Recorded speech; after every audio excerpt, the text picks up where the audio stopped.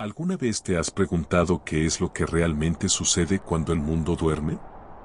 Esas horas entre las 3 y las 5 de la mañana, cuando las calles están vacías, cuando el silencio se vuelve tan denso que puedes escuchar tu propia respiración, cuando hasta las sombras parecen comportarse de manera diferente, ese momento del día donde la realidad parece desdibujarse y donde lo inexplicable encuentra su espacio perfecto para manifestarse. Después de escuchar esto, quizás pienses dos veces antes de quedarte despierto hasta tarde, o antes de salir a la calle cuando todos duermen. Historia 1. Ocurrió hace unos 5 años, cuando yo vivía en Querétaro, México. En ese entonces trabajaba en un turno nocturno en una empresa de atención al cliente, y mi horario era de 10 de la noche a 6 de la mañana. Era agotador, lo admito, pero el sueldo era decente y necesitaba el dinero. El problema era el regreso a casa. Vivía en una colonia llamada El Tepetate, que está al sur de la ciudad, y la empresa quedaba en la zona industrial del norte. Para llegar, tenía que tomar un autobús que hacía su última corrida a las 6:15 de la mañana. Si lo perdía, tendría que esperar hasta las 7, cuando empezaban las rutas regulares del día. Lo que más recuerdo de esos viajes es el silencio. Querétaro a las 6 de la mañana en invierno es como una ciudad fantasma. Las calles están mojadas por el rocío, hay una neblina ligera que se pega al pavimento, y las farolas de luz amarilla crean estas sombras alargadas y difusas. El frío es penetrante, de esos que se meten hasta los huesos incluso si llevas chamarra. Yo siempre me sentaba en los asientos del medio del autobús, del lado de las ventanas. Me gustaba ver la ciudad dormir mientras escuchaba música en mis audífonos. Generalmente éramos 3 o 4 pasajeros como máximo, un par de trabajadores de limpieza, algún guardia de seguridad saliendo de su turno, gente como yo que madrugaba por necesidad. Pero esa madrugada en particular, un martes de febrero, algo fue diferente desde el principio. Subí al autobús como siempre, saludé al chofer con un gesto de cabeza, pagué mi pasaje y me dirigí a mi asiento habitual. Había solo otra persona en el autobús, un señor mayor sentado hasta adelante, cerca del chofer, con un sombrero de paja y una chamarra café gastada. No le di mayor importancia. El autobús arrancó y comenzamos el recorrido por la avenida 5 de febrero. Puse mi música, me acomodé los audífonos y me dispuse a ver por la ventana como siempre. Pasamos el puente de Constituyentes, luego la glorieta donde está el monumento a la corregidora. Todo normal. El señor del sombrero se bajó en una parada cerca del centro histórico y entonces quedé completamente solo en el autobús. O eso creí. Cuando llevábamos unos 10 minutos de camino, sentí algo extraño. Ya saben esa sensación de que alguien te está observando, como cuando percibes una presencia sin verla directamente. Me quité un audífono y fue entonces cuando lo escuché, una respiración. No era mi respiración ni la del chofer que estaba lejos adelante. Era una respiración cercana, justo detrás de mí. Lenta, profunda, como si alguien estuviera durmiendo en el asiento trasero. Me giré de inmediato. Pero no había nadie. Los asientos de atrás estaban completamente vacíos. Miré bien, incluso me levanté un poco para asegurarme. Nada. Quizás era mi imaginación, pensé. El cansancio después de trabajar toda la noche puede jugarte malas pasadas. Volví a acomodarme en mi asiento y me puse ambos audífonos, subiendo un poco el volumen de la música. Pero entonces sentí el frío. No era el frío normal de la mañana. Era un frío distinto, como si alguien hubiera abierto una puerta de un congelador justo a mi lado. Ese tipo de frío que te hace temblar involuntariamente y te eriza cada vello del cuerpo. Y lo más extraño, solo lo sentía en mi lado izquierdo, exactamente donde estaría sentada una persona si el asiento de al lado estuviera ocupado. Volví a quitarme los audífonos. El silencio del autobús era absoluto, solo el ronroneo del motor y el ruido de las llantas contra el pavimento. Pero entonces escuché algo más, el crujido del asiento de al lado, como cuando alguien se acomoda en su lugar.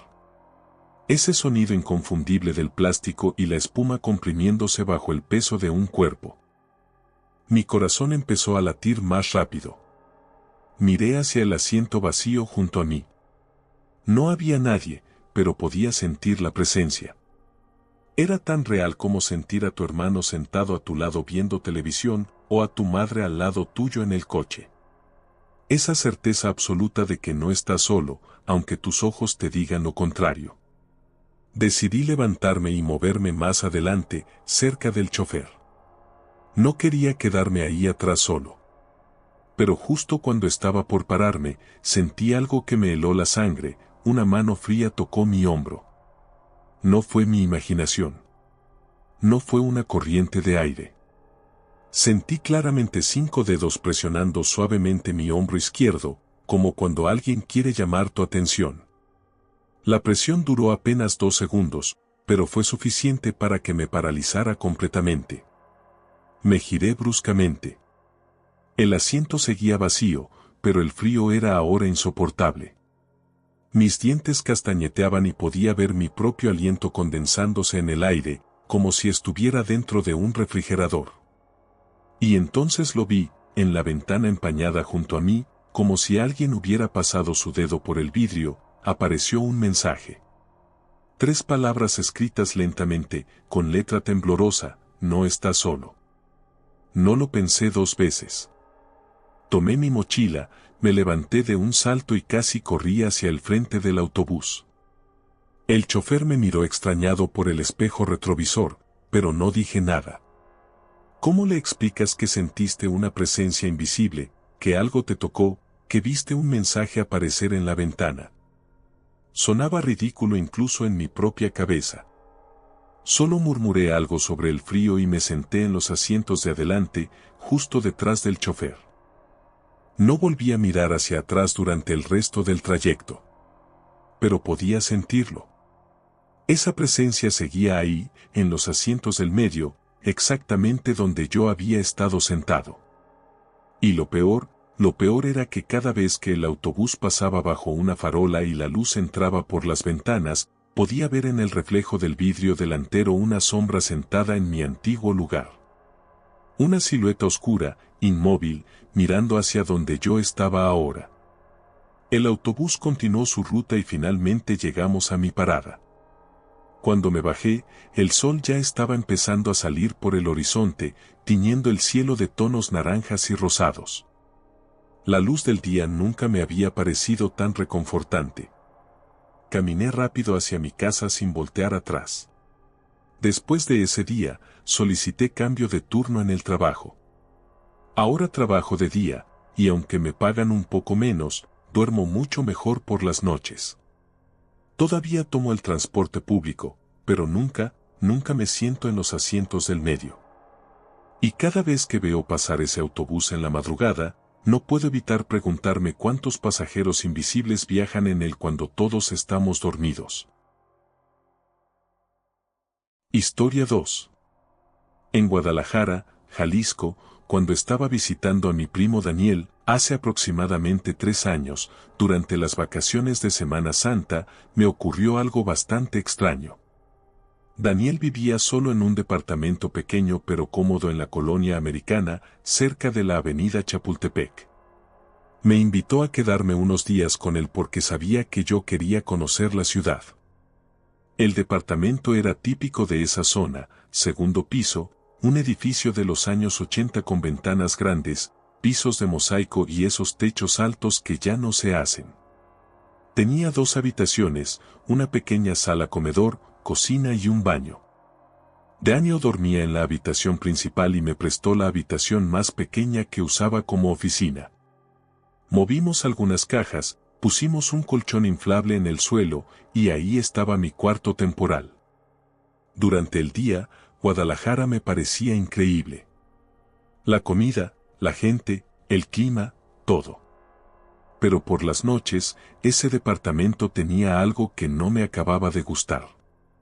No era nada específico, solo una sensación de incomodidad. Las sombras en los pasillos parecían más oscuras de lo normal, los ruidos nocturnos de los vecinos sonaban distorsionados a través de las paredes, y había un silencio pesado que se instalaba después de la medianoche. La primera noche dormí bien, cansado por el viaje. La segunda noche también. Pero la tercera noche, un miércoles, fue cuando todo cambió. Me había quedado despierto hasta tarde viendo videos en mi celular, acostado en el colchón inflable. Daniel ya estaba dormido en su habitación. Revisé la hora, 3:15 de la mañana. Decidí que era momento de dormir. Apagué el celular, lo dejé cargando en el enchufe junto al colchón y cerré los ojos. No sé si logré quedarme dormido o si estaba en ese estado entre el sueño y la vigilia, pero de repente escuché el sonido de mi celular. No era una notificación normal. Era el tono de llamada entrante, ese sonido fuerte y persistente que te despierta de golpe. Abrí los ojos desorientado. La habitación estaba completamente oscura, solo iluminada por la luz azul de la pantalla de mi celular. Lo tomé y miré la pantalla, llamada entrante de un número desconocido. La hora en la pantalla decía 3:33 de la mañana. Era raro. ¿Quién llama a las 3:33 de la mañana? Mi primer pensamiento fue que era una equivocación, o quizás alguna emergencia familiar. Contesté con voz ronca de sueño. Silencio al otro lado de la línea. Volví a hablar, un poco más fuerte, preguntando quién era. Entonces lo escuché. Una respiración. No era una respiración normal, sino una respiración trabajosa, entrecortada, como si la persona estuviera haciendo un gran esfuerzo por respirar. Duraba 3 o 4 segundos, luego una pausa larga, y luego otra respiración igual de difícil. Pregunté de nuevo quién hablaba, empezando a sentirme incómodo. La respiración continuó, ignorando completamente mi pregunta. Era inquietante, pero pensé que quizás era una broma pesada o alguien que había marcado sin querer y no se había dado cuenta que la llamada estaba conectada. Estaba a punto de colgar cuando escuché algo más. Entre las respiraciones, muy bajo, casi imperceptible, había un sonido de fondo. Era como un goteo de agua, lento y constante. Y luego, aún más bajo, lo que parecía ser el sonido de alguien arrastrando algo pesado. Un escalofrío me recorrió la espalda. Esto ya no parecía una equivocación. Intenté sonar firme aunque mi voz temblaba ligeramente, diciendo que ya era muy tarde para bromas. La respiración se detuvo abruptamente. Por un momento, todo quedó en silencio absoluto. Pensé que la persona había colgado. Pero entonces escuché una voz. No era una voz normal. Era un susurro áspero, como si alguien con la garganta dañada intentara hablar. Y lo que dijo me asustó. 2 palabras. Solo 2 palabras susurradas con esa voz desgarrada, detrás de ti. Colgué de inmediato y me incorporé en el colchón, con el corazón latiendo tan fuerte que podía sentirlo en mis oídos. Mi primera reacción fue voltear hacia atrás, hacia la pared detrás de mí. No había nada, obviamente. Solo la pared blanca y las cajas apiladas de Daniel. Intenté calmarme. Era una broma, tenía que serlo. Quizás algún amigo con un sentido del humor retorcido que encontró mi número. Pero ¿cómo explicaba la sincronización perfecta de las 3:33 de la mañana? ¿Y esa voz? Decidí levantarme e ir al baño para mojarme la cara y despejarme.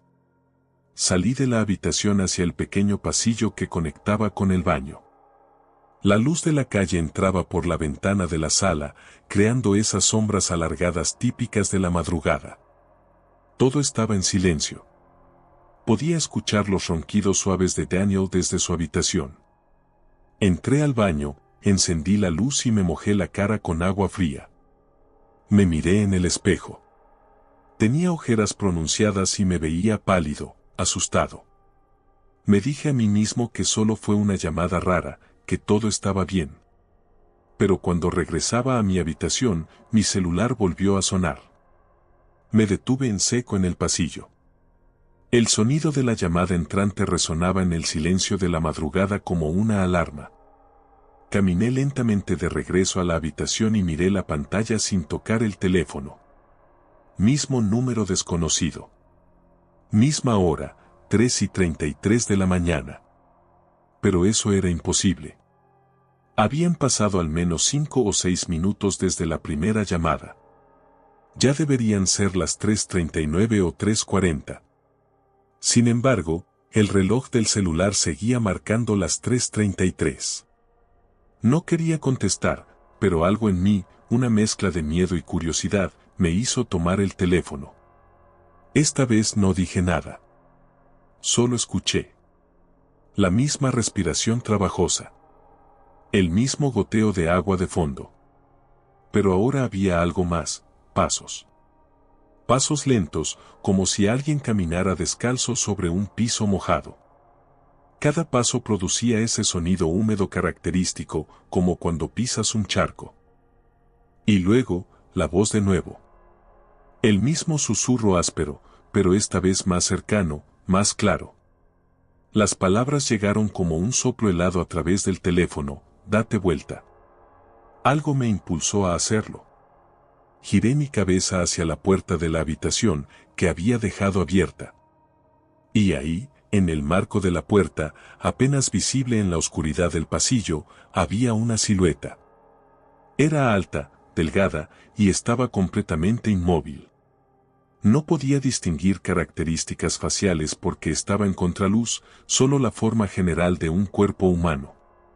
Pero lo más aterrador era que podía ver la puerta abierta de mi habitación tanto frente a mí como en el reflejo del vidrio de la ventana que estaba al lado del colchón. En mi vista directa, la silueta estaba ahí. Pero en el reflejo, la puerta estaba vacía. No había nadie. Solté el teléfono, que cayó sobre el colchón inflable. La llamada se cortó automáticamente con el impacto. La silueta permaneció inmóvil por lo que pareció una eternidad, pero probablemente fueron solo 2 o 3 segundos. Luego, lentamente, muy lentamente, comenzó a inclinarse hacia adelante, como si estuviera asomándose para verme mejor. No recuerdo haber gritado, pero debí haberlo hecho porque Daniel apareció corriendo por el pasillo encendiendo las luces. La silueta había desaparecido. El pasillo estaba vacío. Daniel entró a la habitación y encendió la luz, encontrándome temblando sobre el colchón. Le conté todo entre palabras entrecortadas, las llamadas, la voz, la silueta en la puerta. Esperaba que me dijera que había sido un sueño, que lo había imaginado todo. Pero su expresión cambió cuando mencioné las 3:33. Se puso serio, se sentó en el piso junto al colchón y suspiró profundamente. Me dijo que desde que se mudó ahí, han pasado cosas raras. Siempre a las 3:33 de la madrugada. Luces que se encienden solas, golpes en las paredes, sombras que se mueven donde no deberían. Al principio pensó que eran los vecinos o su imaginación, pero después de un año viviendo ahí, ya no podía negarlo. Algo pasaba en ese edificio a esa hora específica. Me quedé helado mientras Daniel me explicaba que había investigado un poco. Me contó que años atrás, en ese mismo edificio, una persona había tenido un accidente en las escaleras a las 3:33 de la madrugada. Cayó desde el tercer piso.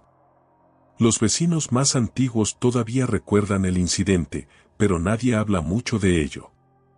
Algunos dicen que se escuchan pasos en las escaleras a esa hora. Otros dicen que han visto una figura en los pasillos. Esa noche no dormí nada. Me quedé en la sala con todas las luces encendidas, viendo televisión hasta que amaneció. Daniel se quedó conmigo, igualmente desvelado, como si mi experiencia hubiera despertado algo en él también, algo que había estado ignorando deliberadamente. Al día siguiente decidí regresar a casa antes de lo planeado. Le inventé una excusa a Daniel sobre compromisos que había olvidado, pero él sabía la verdad. Me entendía perfectamente. Antes de irme, revisé el registro de llamadas en mi celular. Las 2 llamadas de esa madrugada aparecían ahí, ambas del mismo número desconocido, ambas registradas exactamente a las 3:33 de la mañana, con una diferencia de 0 minutos entre ellas. Intenté devolver la llamada, pero el número no existía. Marqué varias veces durante el día. Siempre el mismo mensaje automatizado diciendo que el número no estaba en servicio. Han pasado 3 años desde entonces. He vuelto a Guadalajara varias veces, pero nunca he regresado a ese departamento. Daniel terminó mudándose meses después de mi visita. Nunca me dio detalles específicos de por qué se fue, solo me dijo por mensaje que no podía seguir viviendo ahí, que las cosas habían empeorado demasiado. Hasta el día de hoy, cuando veo que se acerca las 3:33 de la madrugada, apago mi celular. Prefiero no arriesgarme a recibir otra llamada. Porque hay algo en esa hora, en ese momento específico de la madrugada, que parece abrir una puerta a algo que no deberíamos ver ni escuchar. Historia 3. Mi mejor amigo Luis había conseguido trabajo en una gasolinera que está en la carretera que va hacia Irapuato, específicamente en el kilómetro 17. Es una de esas gasolineras que están un poco alejadas de la zona urbana, rodeadas de terrenos baldíos y algunas parcelas de cultivo. De día, es un lugar normal, con buen tráfico de camiones y autos que van de paso. Pero de noche la cosa cambia completamente. La carretera se vuelve oscura y solitaria. Hay largas secciones donde no hay iluminación más que las luces de la gasolinera. Los terrenos alrededor se convierten en extensiones negras e indefinidas, y el viento que viene del campo hace crujir las estructuras metálicas y silbar entre los surtidores. Luis trabajaba en el turno de la madrugada, de 12 de la noche a 8 de la mañana. Era un turno pesado pero bien pagado, y él necesitaba el dinero. El trabajo consistía básicamente en despachar gasolina a los pocos clientes que llegaban durante la noche, mantener todo limpio y vigilar que no pasara nada raro. Durante las primeras semanas, todo fue normal. Me contaba que era aburrido, que pasaba horas sin ver ni un solo cliente, que se la pasaba viendo videos en su celular o escuchando música para no quedarse dormido.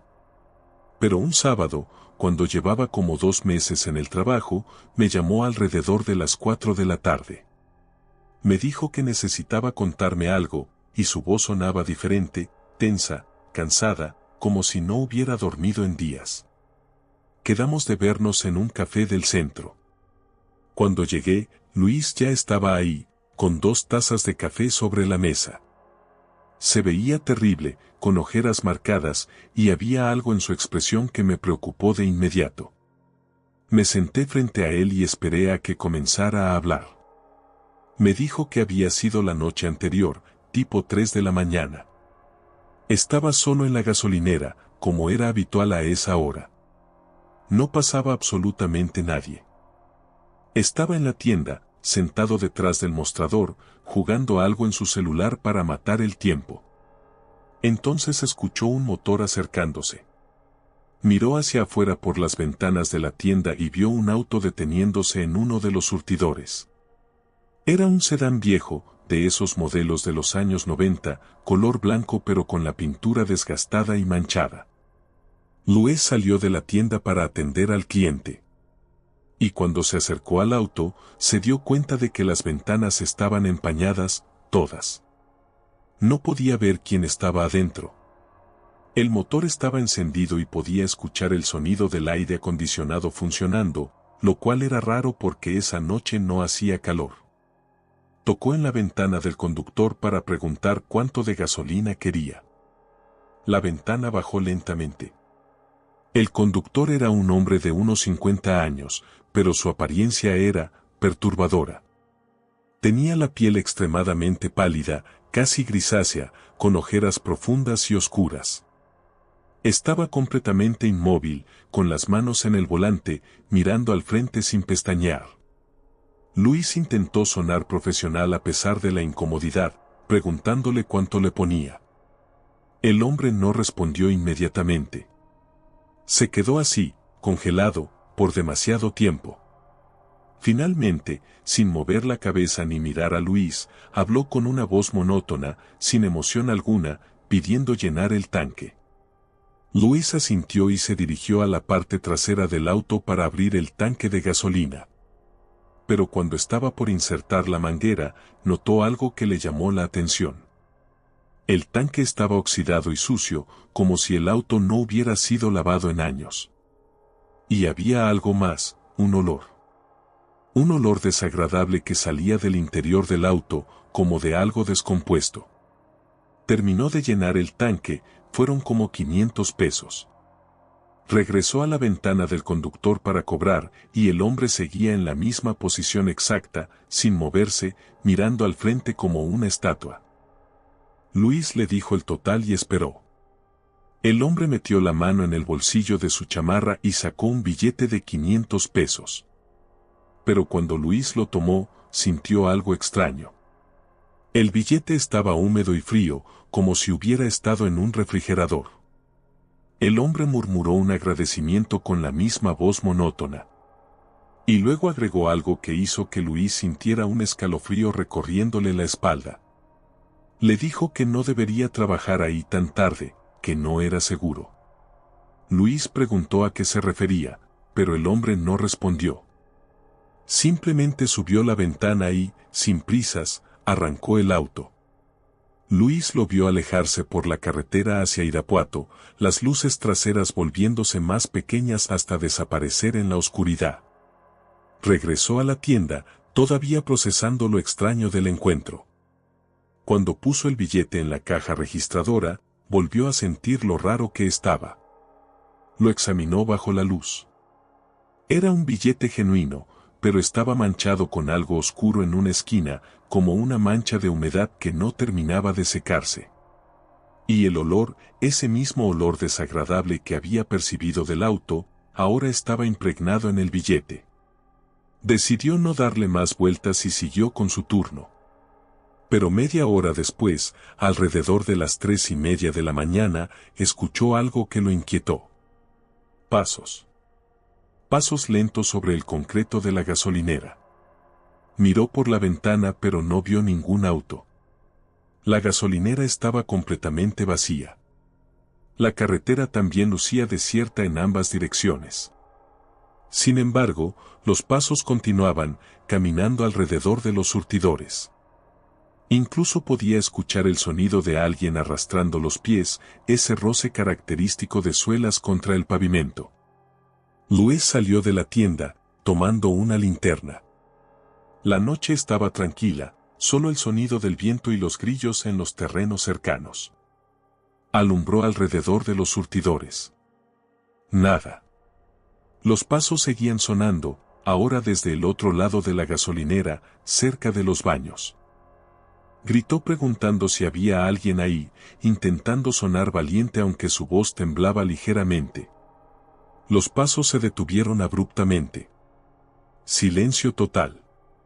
Luis sintió que todos los vellos de su cuerpo se erizaban. Caminó lentamente hacia donde había escuchado los últimos pasos, alumbrando con la linterna cada rincón. Y entonces vio algo en el piso que lo dejó paralizado. Huellas mojadas. Eran huellas de pies descalzos, húmedas sobre el concreto seco, formando un camino que iba desde uno de los surtidores hasta la zona de aire y agua. Pero lo más perturbador era que las huellas no venían de ningún lado. Simplemente aparecían en medio del concreto, como si alguien se hubiera materializado ahí de la nada. Luis siguió las huellas con la linterna, y su mano temblaba tanto que la luz no se mantenía fija sobre el pavimento. Las huellas terminaban abruptamente cerca de la carretera, justo en el límite donde la luz de la gasolinera se desvanecía en la oscuridad. Y ahí, parado en el borde de la oscuridad, apenas visible bajo la tenue luz de las farolas de la carretera, estaba el hombre del auto blanco. Seguía con la misma postura rígida, los brazos a los costados, mirando fijamente hacia Luis. Pero ahora Luis podía ver más detalles. Su ropa estaba empapada, como si hubiera estado bajo la lluvia, aunque esa noche no había llovido. Y su piel tenía ese tono grisáceo que Luis había notado antes, pero ahora, bajo la luz tenue, parecía aún más antinatural. Luis me dijo que intentó gritar, preguntarle qué quería, pero su voz no salió. Se quedó ahí parado, con la linterna temblando en su mano, iluminando esa figura inmóvil en el límite de la luz y la oscuridad. Y entonces, el hombre comenzó a caminar hacia él. No era un caminar normal. Era lento, arrastrando los pies, dejando esas huellas húmedas sobre el pavimento. Cada paso producía ese sonido que Luis había escuchado antes, ese roce molesto de pies descalzos sobre concreto. Luis sintió que sus piernas reaccionaban por instinto.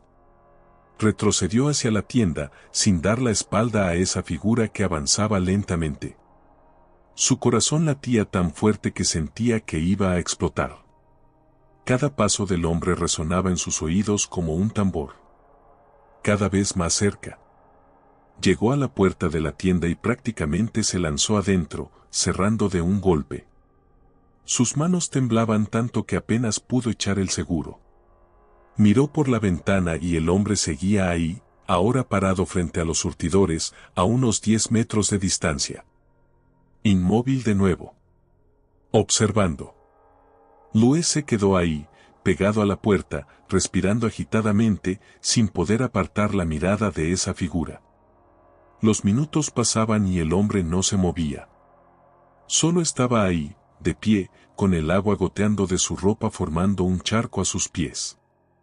En ese momento sintió algo detrás de él. Se giró bruscamente y en el espejo de seguridad que estaba en la esquina de la tienda, ese espejo que se usa para vigilar los pasillos, podía ver el reflejo de la puerta y en ese reflejo, el hombre ya no estaba afuera. Estaba adentro. Parado justo detrás de Luis. Luis se lanzó hacia adelante, tropezó con una caja de refrescos y cayó al suelo. Se giró esperando ver a esa figura sobre él, pero no había nadie. Miró hacia la puerta, el seguro seguía puesto. Miró de nuevo hacia el espejo, el reflejo mostraba la tienda vacía. Miró por la ventana hacia afuera, y el hombre ya no estaba ahí.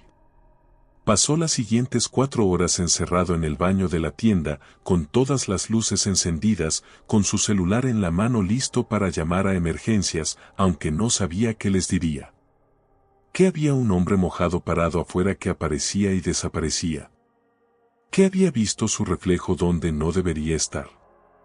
Sonaba ridículo incluso en su propia cabeza.